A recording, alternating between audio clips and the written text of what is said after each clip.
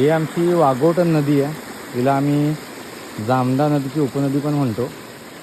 सूर्य मावळतीला चालला आहे. हे प्लास्टिकचे डबे आहेत आणि जे डबे आहेत ना याच्यामध्ये आम्ही खेकडे पकडतो. कसं असतं माहिती आहे, आता जी आम्ही कोंबडी खायला आणतो ना चिकनची जी आतडी असते ना ते आतडी आम्ही आणतो. आतडी अशी एक दिवस अशीच ठेवायची म्हणजे जेणेकरून तिला वास सुटेल. कारण खेकडे किंवा मासे जे आहेत ना या वासाने आकर्षित होतात. आणि सिस्टम बघा कशी आहे. हे डबे प्लास्टिकचे मोठे मोठे डबे त्या ठिकाणी ना होल पाडलेत आणि होल याच्यासाठी की पाणी जे भरलं जातं ते बाहेर निघावं. आणि त्याच्या आतमध्ये पण या छोट्या बॉटल बघा 5 रुपयाचे किंवा 10 रुपयाचे स्प्राईट जे असतात ना त्या बॉटलमध्ये पुन्हा त्यांना पण होल पाडलेत आणि त्या होलमध्ये ते कोंबडीची आतडी भरली जाते. अशी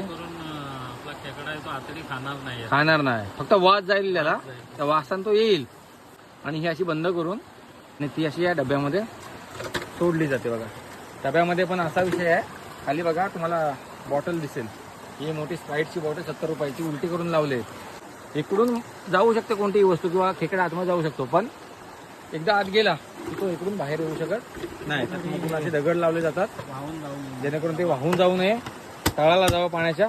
नितीन साहेब ते डबे लावतात व्यवस्थित. त्या डब्यांना रस्सी बांधलेली दिसेल, कारण ती रस्सी आहे ना ती दगडाला बांधून ठेवायची जेणेकरून ते डबे वाहत जाऊ नयेत. सकाळ झाली मित्रांनो आणि काल आम्ही संध्याकाळी खेकड्यांसाठी डबे लावलेले होते आणि ते डबे काढायला आम्ही आता चाललोय तिच्या गाडीवरून. बघू आता किती खेकडे भेटला तर तिकडे जाऊन दाखवतो तुम्हाला. बघा आता तो डबा काढेल पाण्यातला. जास्त खोल पाण्यात नाही लावलेला आहे, तरी दगडाच्या बाजूला लावला आहे आणि त्याच्यात काय भेटतंय ते आता बघूयात. आहे काय रे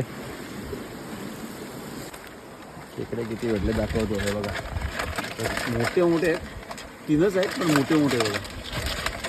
आता हे मग काढणार खेकडे. दुसरा डबा अजून आपला काढायचा आहे, तो वरती लावला आहे, तो पण काढूया वरती जाऊन. हा दुसरा डबा काढला आहे बघा. हा डबा तिकडे पुढे त्याला कुंडीत लावला होता. तर उघडतो काय रे. किती आहेत?